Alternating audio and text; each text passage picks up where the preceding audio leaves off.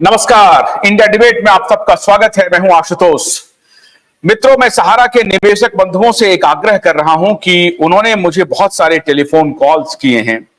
मैं ये आग्रह कर रहा हूं कि ये जो टेलीफोन नंबर है अभी जो दिया गया था आपको, अब मैं उसे हटा रहा हूं।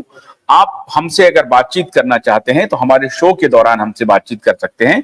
हम अपने डिस्क्रिप्शन में हमारे स्ट्रीम यार्ड का लिंक दिया हुआ है।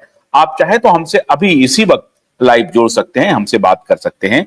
लेकिन ये 2 बजे का शो है, लेकिन बाद में अगर आप देखेंगे हमारे शो को तो संभवतः आप उसमें ज्वाइन नहीं कर पाएंगे, आप सिर्फ शो देख पाएंगे हमारा। मित्रों, जैसा कि मैंने आपको बताया कि सरकार कार्रवाई कर रही है, लेकिन हमारे बहुत सारे निवेशक बंधु ये जानना चाहते हैं सरकार से कि कार्रवाई जो हो रही है वो हो क्या रही है, कहां हो रही है, किसके खिलाफ हो रही है। जैसा कि मैंने आपको बताया कि कपूरथला हाउस में जो फर्स्ट वीक ऑफ जुलाई में जो ईडी का रेड हुआ, उसके बाद सरकार ने कोई बात अभी तक बताई नहीं है कि उस रेड में क्या हुआ, रेड में सरकार को क्या मिला, कुछ मिला भी या नहीं मिला। लोग कह रहे हैं कि सैकड़ों करोड़ रुपए मिले कैश, इसकी क्या सच्चाई है। बाजार में र्यूमर है कि बड़ी संख्या में कैश की बरामदगी हुई है सहारा के कपूरथला हाउस से, जो उनका हेड ऑफिस है वहां से बहुत सारे कागजात मिले हैं। अब देश भर के जो निवेशक हैं वो विचलित हैं, परेशान हैं। मुझे जो वो टेलीफोन कर रहे हैं वो लगातार फोन कर रहे हैं। सतीश जी जुड़ गए हैं, बहुत बहुत स्वागत है सतीश भाई आपका। आज मैं और भी बहुत सारे लोग जो भी जुड़ना चाहते हैं वो जुड़ें।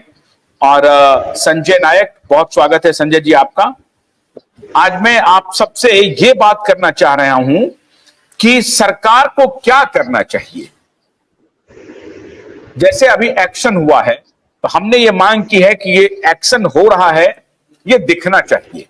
तो दिखा कि आपने कपूरथला हाउस में ईडी का रेड किया, वो पब्लिक डोमेन में ये बातें आई, लेकिन उसके बाद क्या ईडी को पब्लिक में आकर के बताना चाहिए था कि हमने ये कागज इकट्ठा कर लिए हैं। क्या अब मामला प्रॉपर्टी अटैचमेंट की तरफ बढ़ रहा है। क्या निवेशक को जो उम्मीद जगी है कि उनका पैसा वापस आएगा, उसमें एजेंट की भूमिका क्या होने वाली है। हमने 2 दिन पहले जो बात की थी उसमें हमने जानने की कोशिश की थी कि एजेंट क्यों नहीं आगे आ रहे हैं। बहुत सारे लोगों का सवाल था कि एजेंट्स आगे क्यों नहीं आ रहे। आज हम ये सवाल पूछना चाहेंगे कि एजेंट क्यों नहीं आगे आ रहे हैं, उनकी क्या मजबूरी है, उनकी क्या परेशानी है। बहुत सारे एजेंट ने हमें फोन करके कहा कि उनका जीना दूभर हो गया है, वो अपना शहर छोड़ करके किसी और शहर में रह रहे हैं, अपना घर छोड़ करके, अपने सगे संबंधियों से उनका नाता टूट गया है। ऐसे बहुत सारे, और इसकी संख्या बहुत है, वो एजेंट जो अलग अलग जगहों पे मुंह छुपाए फिर रहे हैं क्योंकि लोग उनको पूछते हैं कि मैंने आपको पैसा दिया था। तो सहारा के नाम पर नहीं, एजेंट के नाम पर भी पैसा दिया गया था और एजेंट का चेहरा सामने था।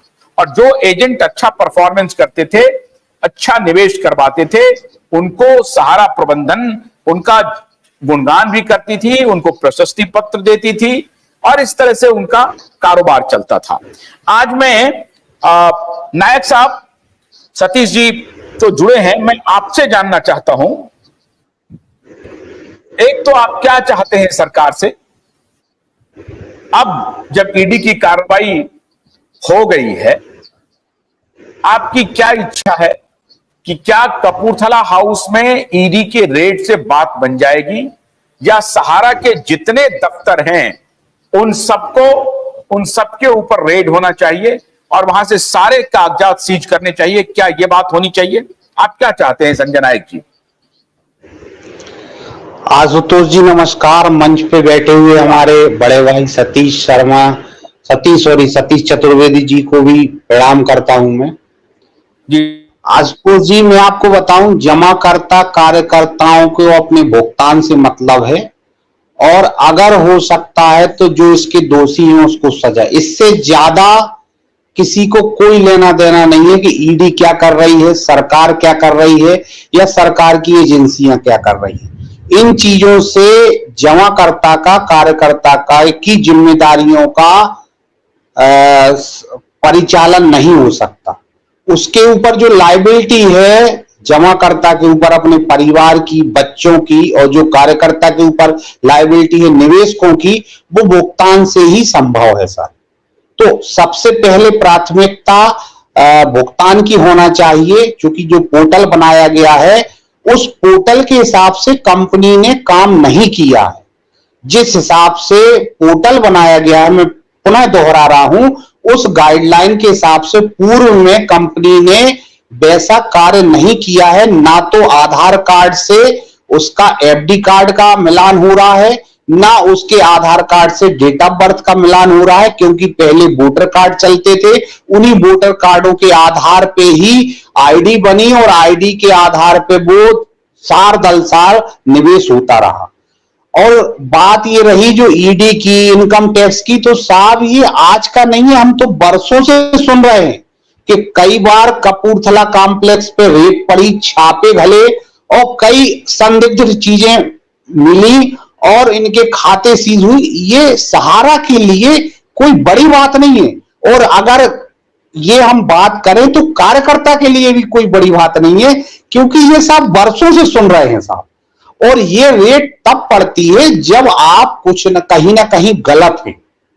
तो साहब सिर्फ हमारा निवेदन ये है कि भुगतान के लिए कौन सी प्रक्रिया अपनाई जाए जिसमें जमाकर्ता को सरलता से भुगतान हो सके, ये विचार सरकार को गन्ने की कड़ी बुनियाद, जिसे मराठी में खुडक्या और कुछ उत्तर भारत के क्षेत्रों में खुटकी भी कहा जाता है, उसे केवल भोलानाथ का 2-in-1 बैटरी ऑपरेटेड हार्वेस्टर कम ब्रश कटर आसानी से और बिना रुकावट के काट सकता है।